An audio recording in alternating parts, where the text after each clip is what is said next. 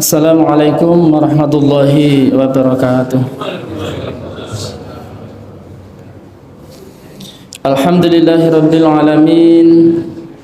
Nahmaduhu wa nasta'inuhu wa nastaghfiruh wa na'udzu billahi min shururi anfusina wa min sayyiati a'malina. May yahdihillahu fala mudilla lahu wa may yudlil fala hadiya lahu. Ashhadu an la ilaha illallah wahdahu la syarika lah wa ashhadu anna sayyidana Muhammadan abduhu wa rasuluh la nabiyya wa la rasula ba'dah. Qala Allah ta'ala fi kitabihil karim, a'udzu billahi minasy syaithanir rajim. Bismillahirrahmanirrahim. Ya ayyuhalladzina amanu taqullaha haqqa tuqatih wa la tamutunna illa wa antum muslimun. Yang saya hormati Bapak Ketua Takmir Masjid, juga segenap pengurus masjid, para sesepuh, para tokoh agama, tokoh masyarakat yang saya hormati, Bapak Ibu seluruh jamaah Masjid Baitus Salam yang saya hormati, dan semoga semuanya senantiasa mendapatkan rahmat Allah Subhanahu wa taala. Mari kita bersama-sama bersyukur kehadirat Allah Subhanahu wa taala atas limpahan rahmat, nikmat, hidayah, inayah yang telah Allah berikan pada kita, sehingga pada kesempatan pagi hari ini kita dipilih oleh Allah Subhanahu wa taala bisa melaksanakan sholat subuh dengan berjamaah. Kita juga bisa mengadakan majelis yang sangat dicintai oleh Allah taala, yaitu majelis ilmu. Dan juga Allah Subhanahu wa taala panjangkan umur kita sehingga kita bisa menemui Ashhurul Hurum, di mana ini masih termasuk bulan yang mulia, di bulan Muharram, termasuk bulan yang sangat mulia, dan ada amalan istimewa yang ada di bulan ini. Empon ngantos kesupen tanggal 10, insyaallah nanti tanggal 10-nya Kamis, insyaallah hari Kamis insyaallah. Ada yang Kamis, ada yang Jumat ternyata. Ada yang Kamis, ada yang Jumat. Monggo. Berarti puasanya bisa di hari Rabu, Kamis, Jumat, atau Kamis, Jumat, Sabtu, yang paling sempurna. Kemudian yang sempurna juga kalau misalnya kita milih yang pertama berarti hari Rabu dan hari Kamis. Kalau milih yang kedua Kamis dan Jumat, atau juga boleh di hari Kamisnya saja, atau yang milih surahnya hari kemarin hari Rabu berarti hanya hari Jumat. Terlepas dari berbagai perbedaan pendapat apakah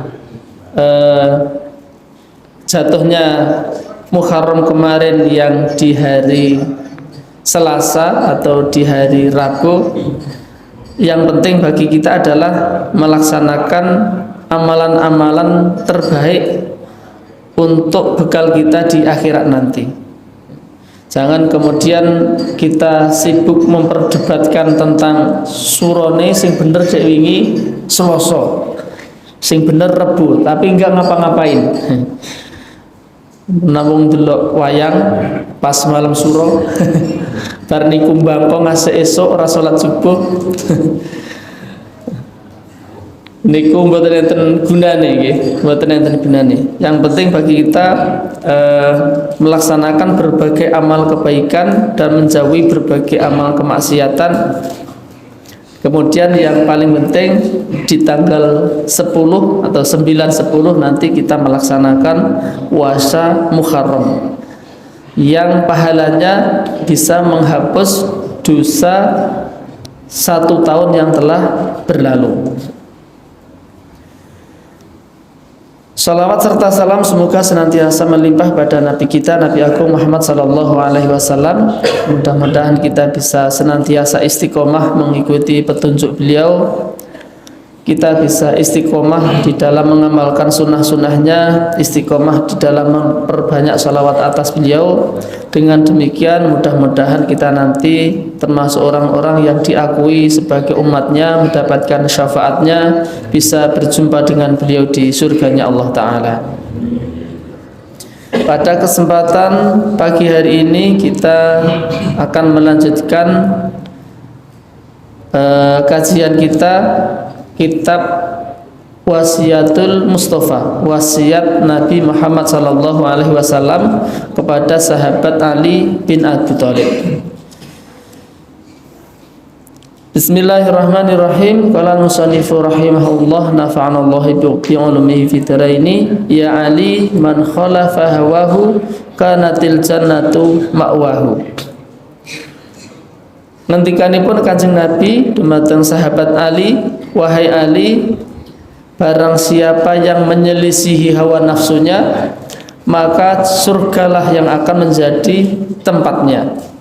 Waman ata'a hawahu kanat jahannamu mathwahu. Dan barang siapa yang selalu mengikuti hawa nafsunya, maka jahanamlah yang akan menjadi tempatnya. Ini menjadi sesuatu yang sangat penting. Wasiat Nabi niki sangat penting sekali, karena melawan hawa nafsu, melawan keinginan hawa nafsu itu perkara yang berat, dimana kita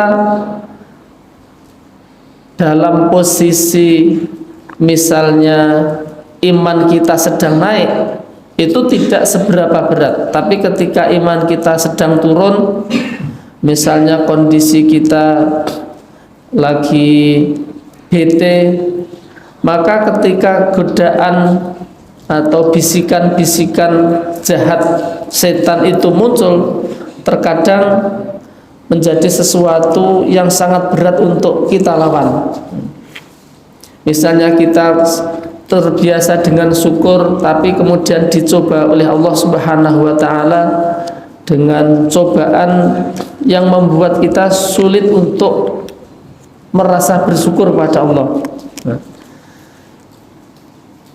Ini sekalipun kita posisinya misalnya sudah ustadz sekalipun, atau bahkan kiai, itu bisa juga terjerumus. Maka wanti-wantinya Kanjeng Nabi, wasiatnya Kanjeng Nabi untuk menyelisihi hawa nafsu di berbagai kondisi, itu bukan suatu wasiat yang mudah untuk kita laksanakan. Maka kita belajar dan terus belajar untuk menyelisihi hawa nafsu. Bahkan sesuatu yang kita anggap benar sekalipun, kalau kemudian itu termasuk mengikuti hawa nafsu, maka kita selisih juga. Pernah suatu ketika sahabat Ali ini perang tanding dengan musuhnya. Pun napa?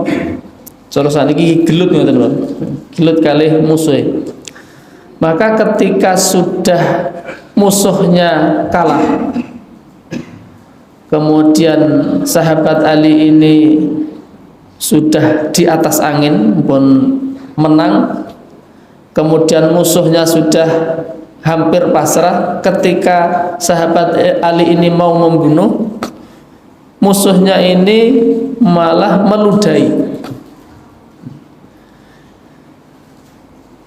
Kan biasanya wis kalah malah ngidoni, kan tambah uwegel, langsung seret ngoten mawon nggih. Langsung pada ora sah ditahan-tahan. Tapi justru sahabat Ali kemudian mengurungkan niatnya untuk membunuh musuhnya tersebut. Karena apa? Ya karena tambah pegel. Yang tadinya itu dia berjuang karena Allah, jangan-jangan kalau saya membunuh musuh karena pegel ngidoni, jangan-jangan ini saya hanya mengikuti nafsu saja. Maka terkadang di dalam kehidupan ini kita juga harus melihat apakah saya itu melakukan sesuatu itu karena nafsu saya atau karena syariat atau karena perintah Allah Ta'ala. Terkadang kita itu memberikan nasihat misalnya kepada istri, kepada anak, itu bukan semata-mata murni biar istri kita menjadi lebih baik atau anak kita menjadi lebih baik, tapi terkadang juga karena melampiaskan nafsu. Pas duite menipis, sangka-sangkane niku urung genah, ngandani bojone wong jati wong wedok mbok blonjo ki sing ngirit mulai ke pertengahan bulan wis. Nah, itu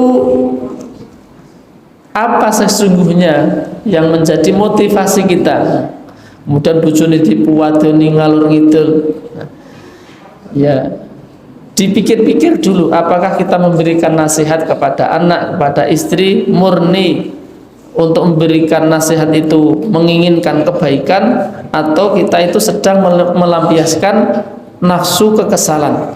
Kalau kemudian ternyata kita pikir-pikir kita itu menginginkan melampiaskan nafsu, pegel terus melampiaskan nafsunya madoni istri, masdoni anak, wah itu sesuatu yang buruk. Maka di sini barang siapa yang menyelisih hawa nafsunya, maka surgalah yang menjadi tempatnya.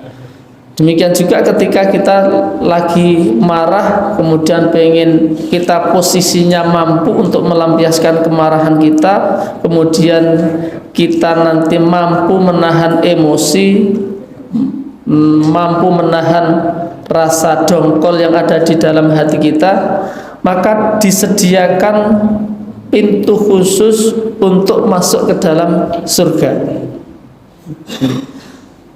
Pintu khusus bagi orang-orang yang mampu menahan emosi ketika sedang emosi, tidak melampiaskannya.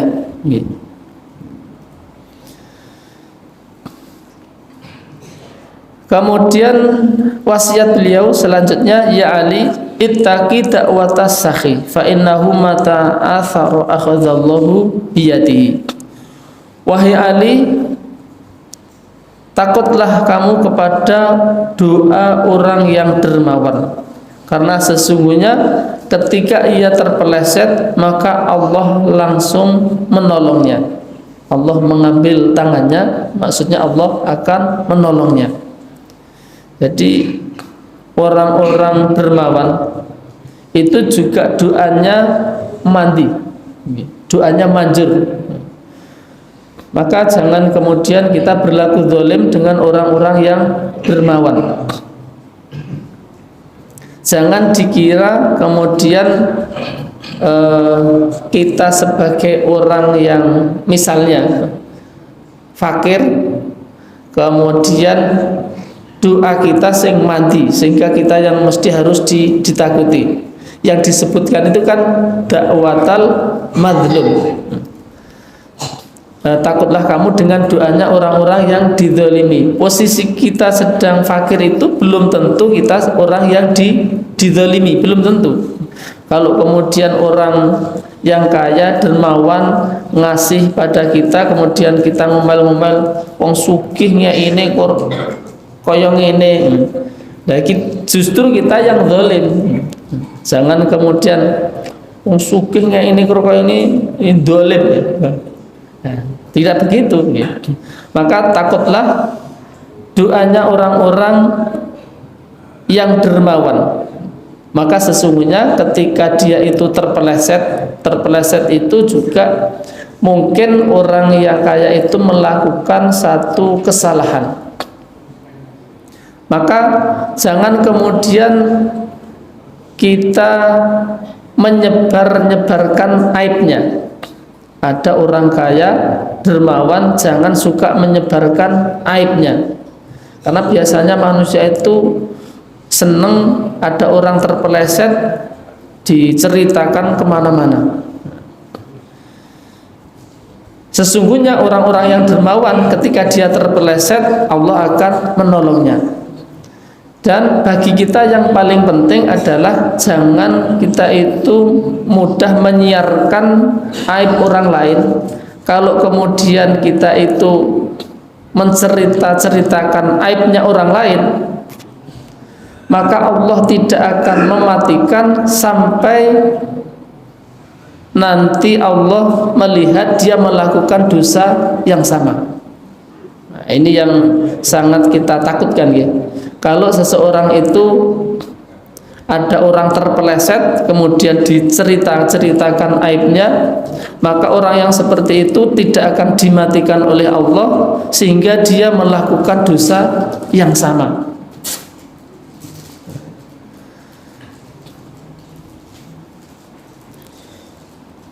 Kemudian wasiat yang ketiga, ya Ali, man at'ama musliman bitayyibi nafsin kataballahu lahu alfi hasanatin wa mahanhu alfi sayyiatin wa rafa'alahu alfi darajatin.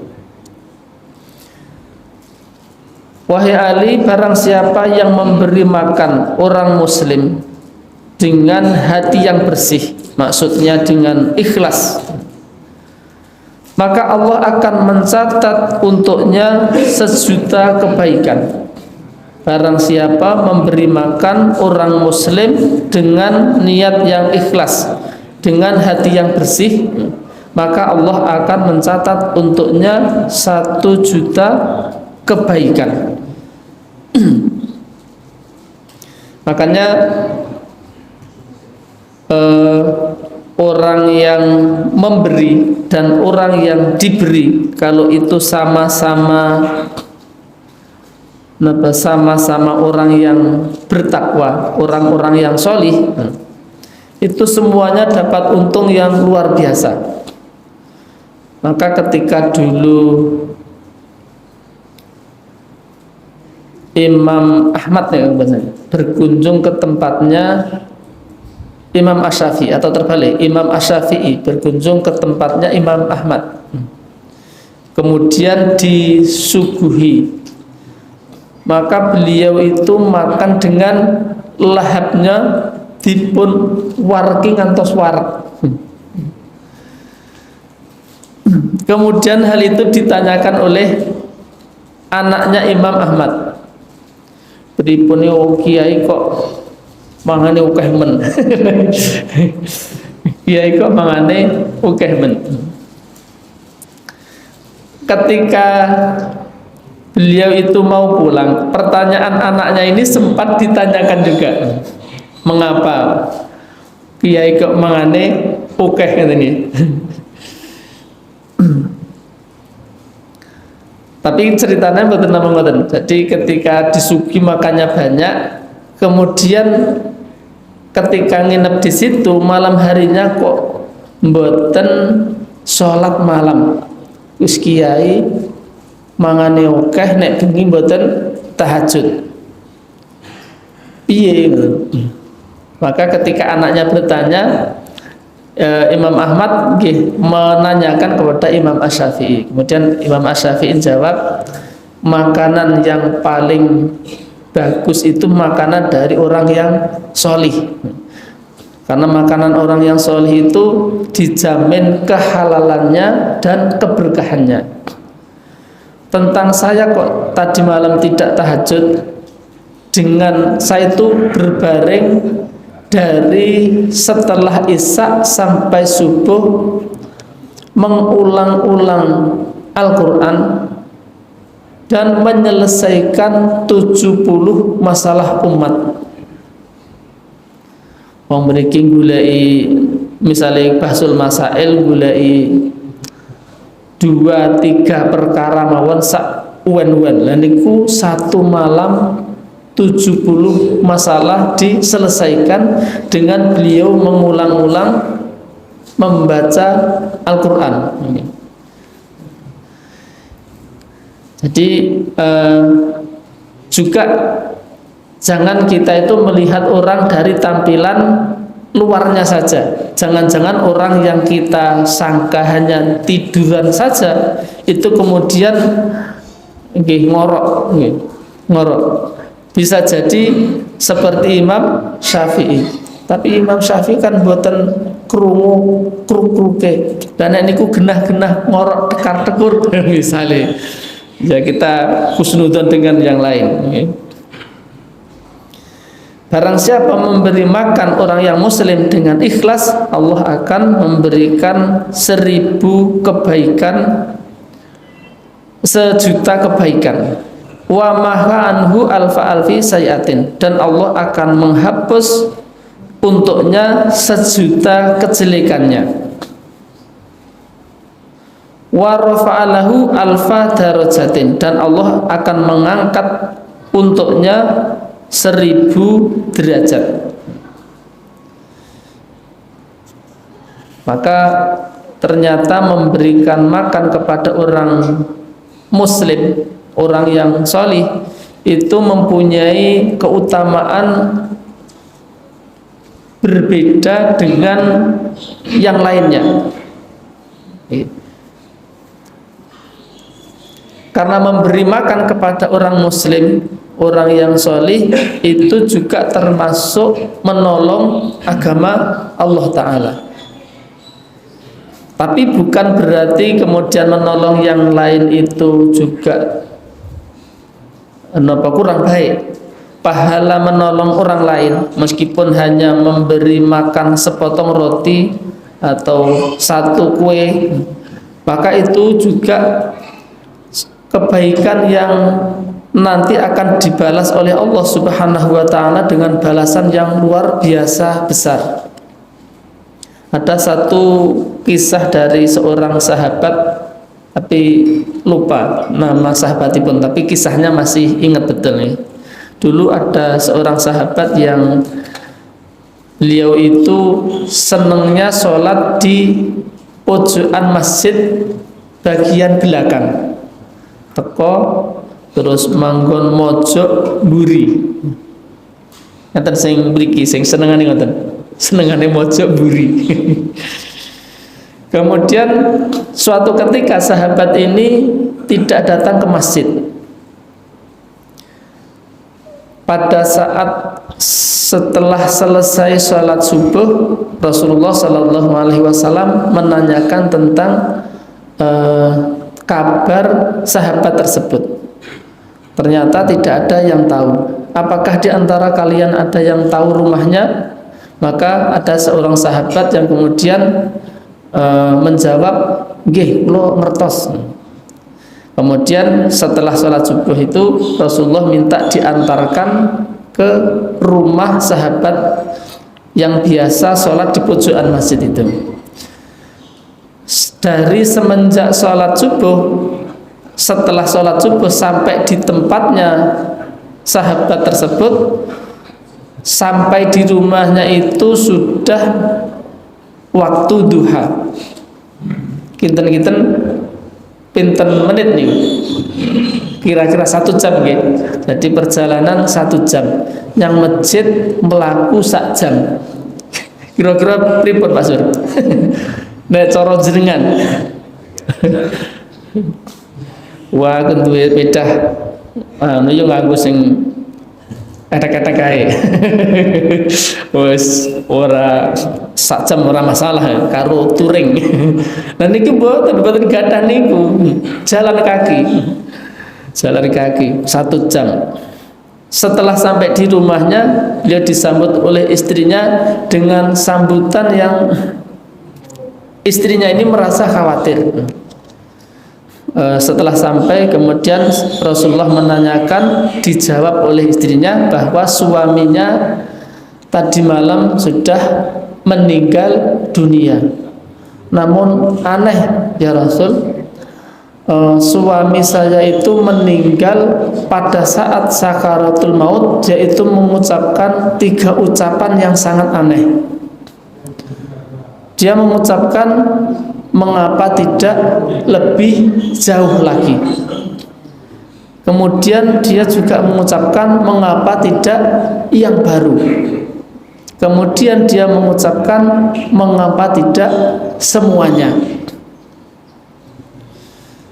Kemudian Rasulullah memberikan penjelasan, suamimu itu setiap hari pergi ke masjid, kira-kira perjalanan 1 jam dari sini. Maka ketika sakaratul maut ditampakkan kepada suamimu akan pahala berjalan ke masjid. Maka setelah melihat pahalanya, suamimu mengatakan, mengapa tidak lebih jauh lagi. Karena besarnya pahala menuju masjid dalam jarak yang jauh. Mula jangan berkecil hati, ingkang tepi saking masjid berarti pahalanya semakin banyak. Ini harus diyakini. Sinten sing paling ada nih? Kula lho sing paling ada. Ing Bangun Sari mriki. Nggih. Yang hari-hari maksudnya, yang hari-hari ke sini yang paling jauh justru yang paling besar pahalanya. Kemudian yang kedua, mengapa tidak yang baru? Rasulullah memberikan penjelasan, dulu suamimu itu mendapati seorang musafir yang lagi kedinginan. Pada saat itu suamimu memakai 2 baju, ada baju dalam, ada baju luar. Yang baju luar itu telah usang, yang dalam masih baru. Maka suamimu memberikan baju yang usang itu kepada orang yang sedang kedinginan untuk menghangatkan badannya.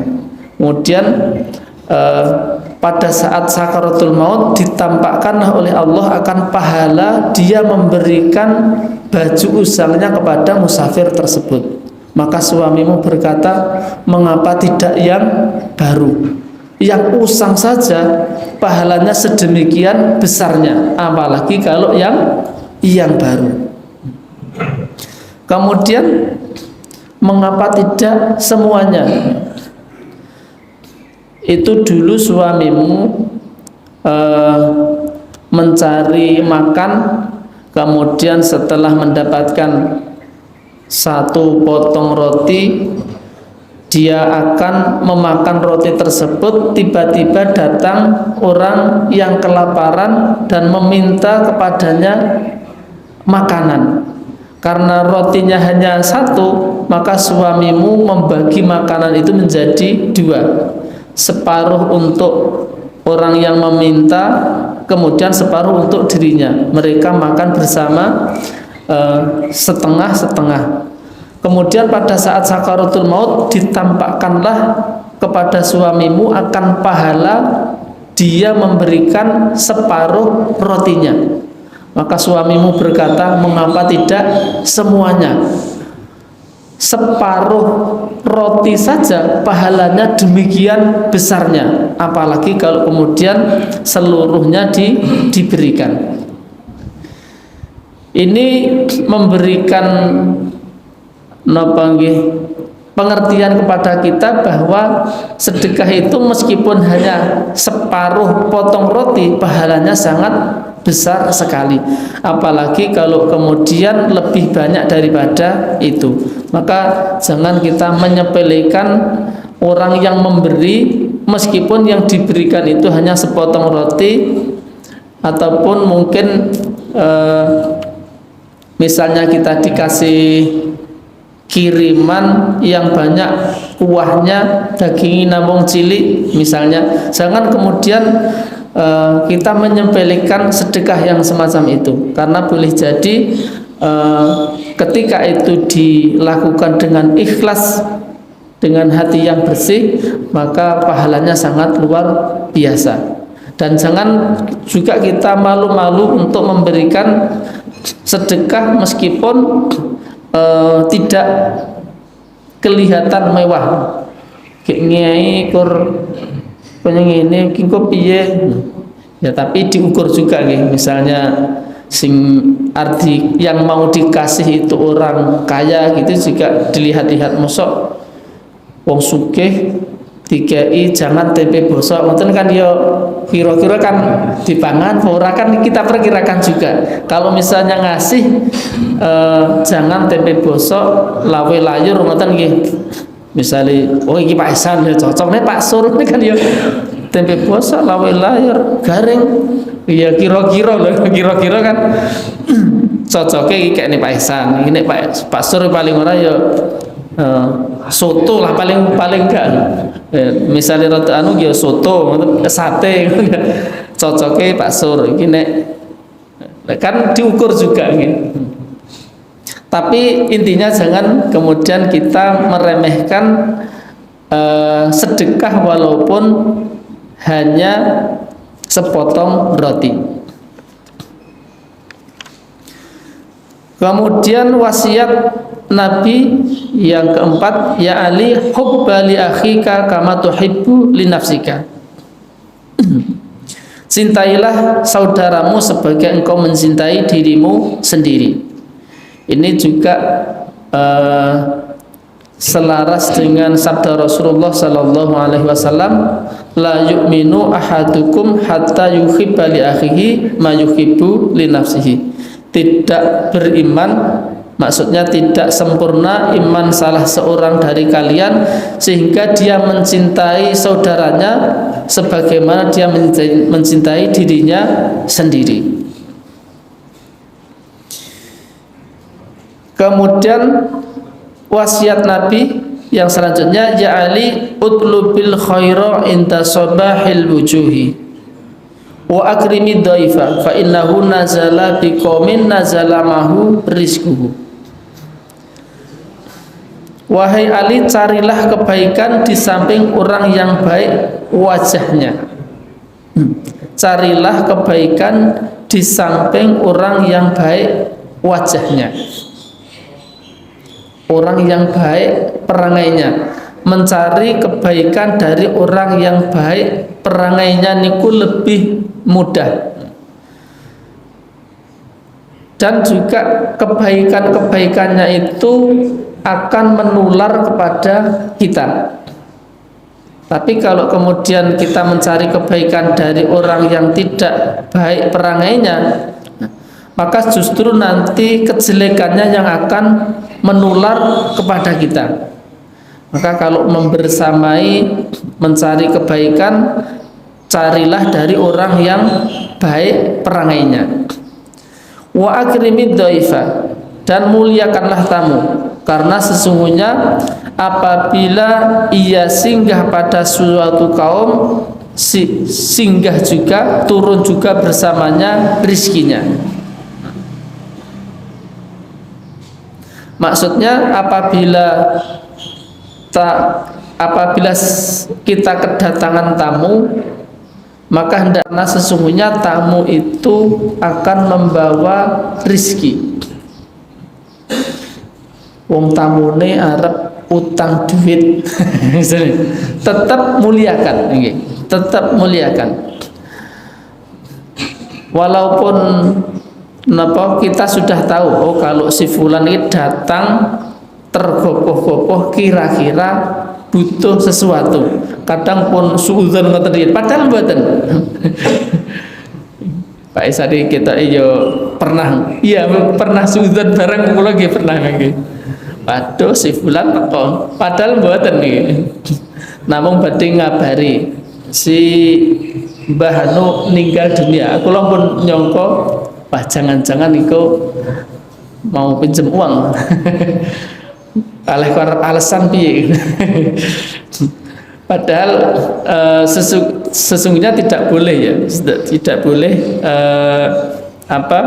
suudzon kepada orang yang datang. Siapapun yang datang sebaiknya kita sambut dengan baik. Nopo kok tumben-tumben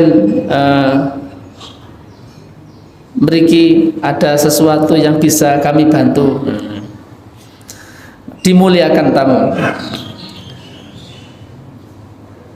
Wa idza irtahala bidzunubi ahlil manzil. Apabila tamu itu pergi, maka ia akan membawa dosa-dosa kaum yang ditemuinya. Jadi tamu membawa dua kebaikan. Pertama, dia akan menjadi wasilah datangnya rezeki. Yang kedua, menjadi wasilah terhapusnya dosa-dosa. Ya Ali, lam tadkhulil malaikatu baitan fihi tasawirun aw tamathilun aw akun lil walidaini aw baitun la yadkhuluhu daifun. Wahai Ali, malaikat tidak akan memasuki suatu rumah yang di dalamnya ada gambar-gambar ataupun patung-patung, atau orang yang durhaka kepada ayah dan ibunya, atau rumah yang tidak pernah dimasuki tamu. Jadi ada beberapa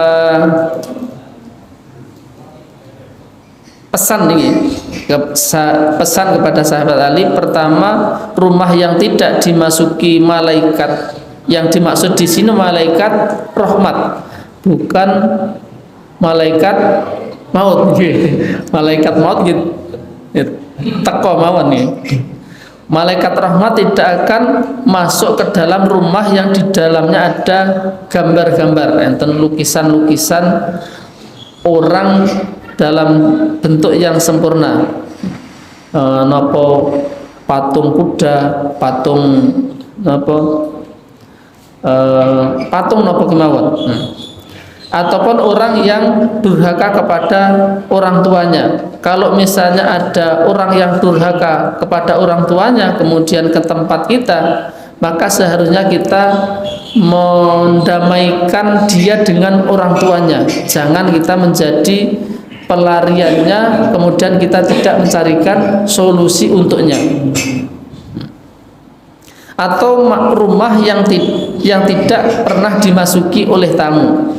Akhirnya tamu diusir, ada tamu diusir, maka rumah itu tidak akan dimasuki malaikat rahmat. Gara-gara ada hadis tentang ini, dulu kursi saya itu tak letakkan di depan. Ada dua alasan. Yang pertama alasannya niki, alasan yang kedua kursi ini niku digerawuti kucing sehingga kain sofanya niku jebol. Yang kedua, jangan-jangan malaikat rahmat boten lebet teng griya, soale kursi ini tak deleh jobo. Dadi misalnya enten tamu senengane nggih enten jobo, saniki boten, tamu tak kene jero. Gen tamune mlebet griya. Estu nggih, estu. Alasannya tapi gini, alasannya dua. Yang pertama, pernah mendapati hadis ini, kemudian gini enten jobo kain sofanya ini digerawuti kucing sehingga baru beberapa bulan pun madul-madul. Wah, nek ngeten iki mboten cocok. Jangan-jangan ora dimasuki malaikat rahmat, kursi ini malah cepat jebol, wis dilebokne mawon.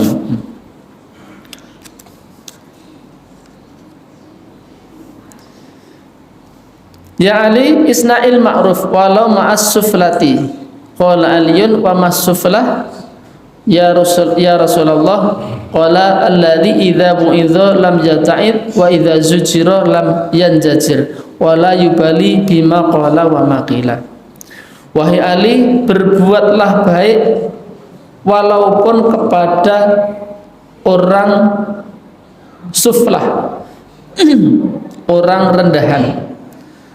Maka sahabat Ali berkata, siapa itu orang suflah, siapa itu orang rendahan? Maka Rasulullah Shallallahu Alaihi Wasallam menjawab, alladzi idza wa'idha lam yata'ad. Orang suflah, orang rendahan itu orang yang ketika dikasih nasihat tidak mau mendengar.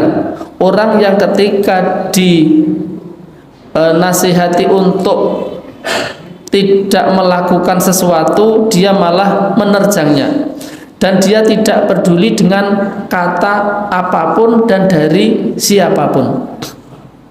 Maka orang yang seperti ini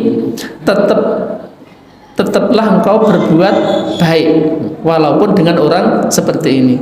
Kadang-kadang niku nggih sakit jengkele kita malah ngapok nih. Wonten napa bocah nom dikandani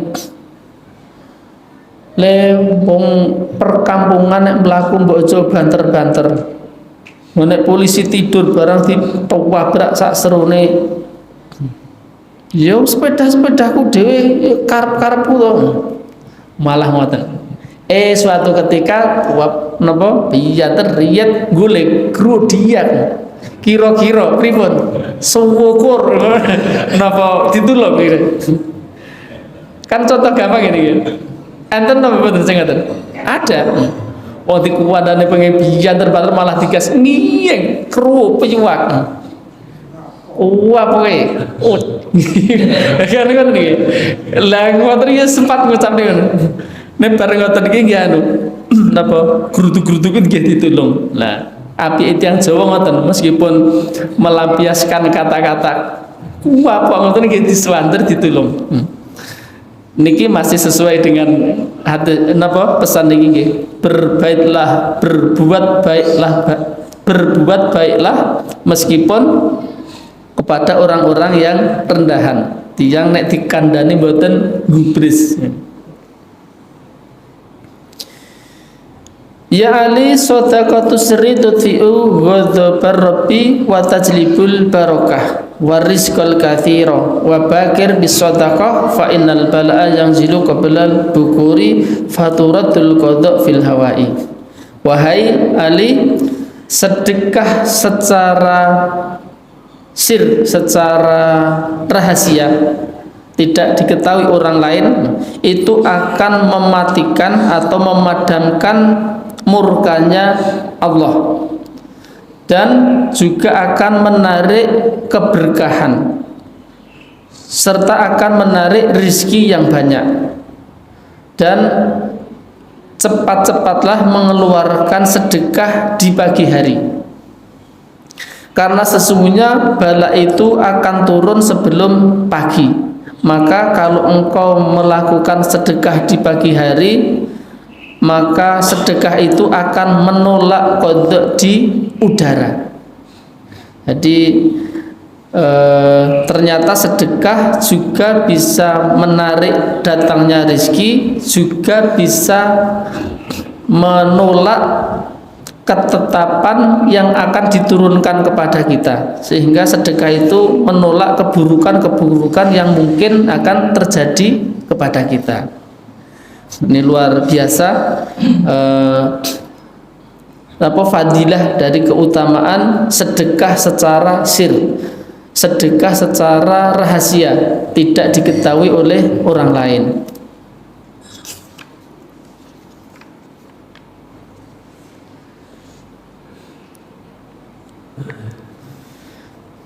Sambut tering. Oke. Ya Ali, idza tasaddaqta fatasaddaq bi ahsani ma indaka, fa inna sadaqata luqmatin minal halal ahabu ilallah min mi'ati mithqalin min haramin. Wahai Ali, apabila engkau bersedekah, maka sedekahlah dengan sedekah yang terbaik yang engkau punya, karena sesungguhnya sedekah satu suap dari yang halal lebih Allah cintai daripada 100 miskol dari yang haram. sesuap makanan yang halal lebih Allah cintai daripada 100 miskol. 100 miskol niku pinten? Nek zakat niku kan nisabnya 20 miskol. 20 miskol niku setara dengan 85 gram. 85 gram niku nek di duit nih pun atusan juta gitu. Berarti nek 100 miskol 85 gram kali 5. Mboten makceling ngoten niku, rada dedel. Itu matematikane. Nggih, matematikane rada dedel. 85 ping 5 mboten segera makceling ngoten. Enten sing makceling ngoten. Jawabane pinten? 85 ping 5. Pinten? Wah, 425 ya. 425 gram.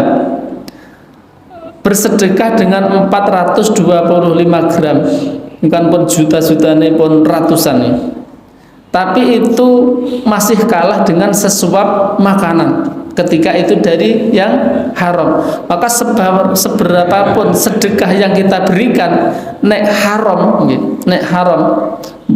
niku mungkin ale korupsi, buhale napa ngapusi, atau dengan ketidakjujuran mendapatkannya secara tidak jujur dari perdagangan yang menipu, maka walaupun ratusan bahkan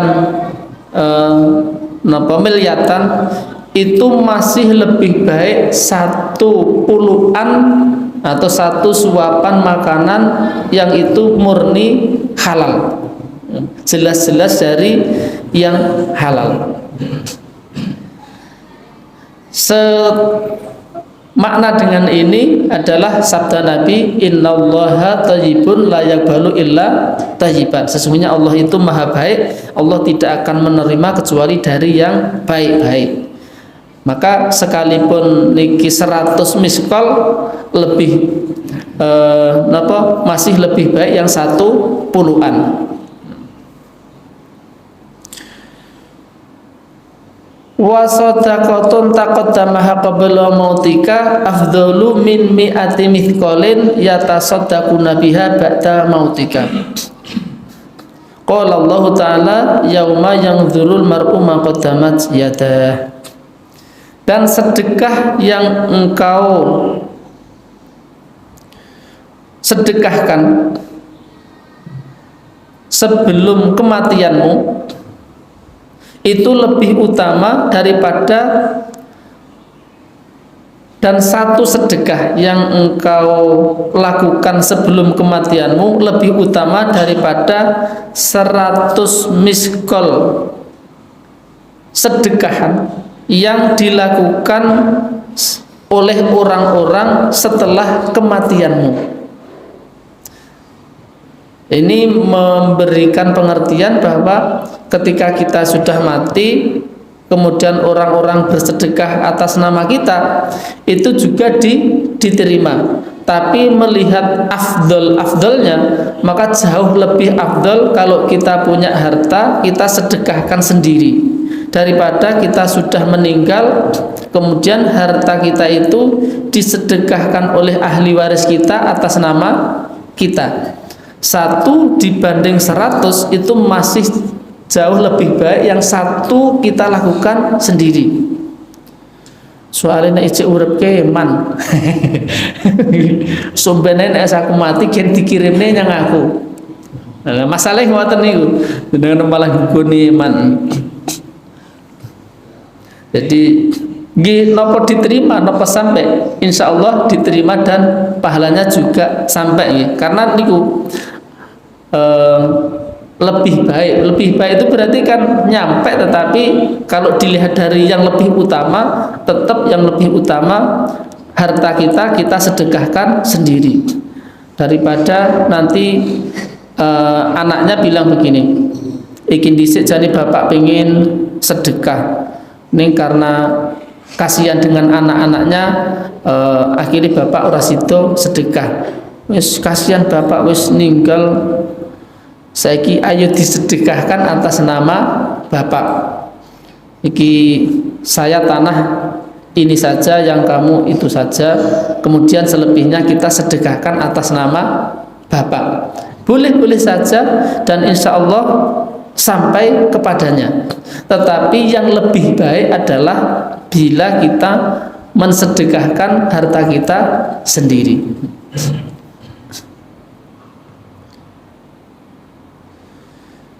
Kemudian Rasulullah membacakan sebuah ayat, yauma yangdzurul mar'u ma qaddamat yadah. Pada hari seseorang diperlihatkan amal yang telah dilakukan atau diberikan oleh kedua tangannya. Dan juga menguatkan tadi, ya Ali tasaddaq ala mautaka fa innallaha ta'ala qad wakala malaikatan yahmiluna sadaqatil ahya'i ilaihim fayafrahuna biha asyadda ma kanu yafrahuna fid dunya wa yaquluna Allahumma ighfir liman nawwara qabrana wa basyirhu bil jannah kama basyarna biha. Wahai Ali, bersedekahlah kamu atas orang yang sudah meninggal, karena sesungguhnya Allah Ta'ala telah mewakilkan kepada malaikat mereka membawa sedekah-sedekah orang yang hidup kepada mereka yang sudah mati. Maka orang-orang mati itu kemudian bergembira dengan sedekah tersebut, melebihi kegembiraan mereka waktu mereka diberi di dunia. Kemudian mereka berdoa, ya Allah, ampunilah pada orang yang telah menerangi kubur kami dan berilah kabar gembira dengan surga sebagaimana dia memberikan kegembiraan kepada kami. Artinya ini memberikan pengertian kepada kita, kalau kita bersedekah atas nama orang mati itu akan menerimanya dan kemudian mendoakan kepada kita. Tadi Allahumma ighfir liman nawwara qabrana wa basyir bil jannah. Ya Allah, ampunilah orang yang menerangi kubur kami. Dia itu memberikan sedekah, kemudian sedekahnya menerangi kuburnya. Kemudian didoakan juga agar nanti kita diberikan surga. Mungkin demikian yang bisa kita bahas pada kesempatan hari ini. Ada kurang lebihnya mohon maaf yang sebesar-besarnya. Tentang hal niki memang ada berbagai perbedaan pendapat nggih. Monggo ingkang mboten cocok nggih, mboten sah diagem, namine mboten cocok. Sing cocok nggih, oh ya cocok nggih. Monggo. Tetapi yang paling penting bagi kita adalah kita mengamalkan syariat-syariat Allah Subhanahu wa Ta'ala yang kita yakini kebenarannya dan syariat-syariat yang mampu kita lakukan. Monggo kita berlomba-lomba di dalam berbuat kebaikan mumpung kita masih berada di bulan haram dan mumpung kita masih diberikan umur panjang oleh Allah Subhanahu wa Ta'ala. Mudah-mudahan kula panjenengan sami tansah dipun paringi taufik sehingga bisa taat kepada Allah Subhanahu wa Ta'ala dalam setiap waktu, dalam setiap keadaan sampai akhir hayat kita. Mekatan kirang langkungipun nyuwun pangapunten, kita akhiri dengan hamdalah dan doa kafaratul majelis. Alhamdulillahirabbil alamin, subhanakallahumma wa bihamdika asyhadu an la ilaha illa anta astaghfiruka wa atubu ilaik. Assalamualaikum warahmatullahi wabarakatuh.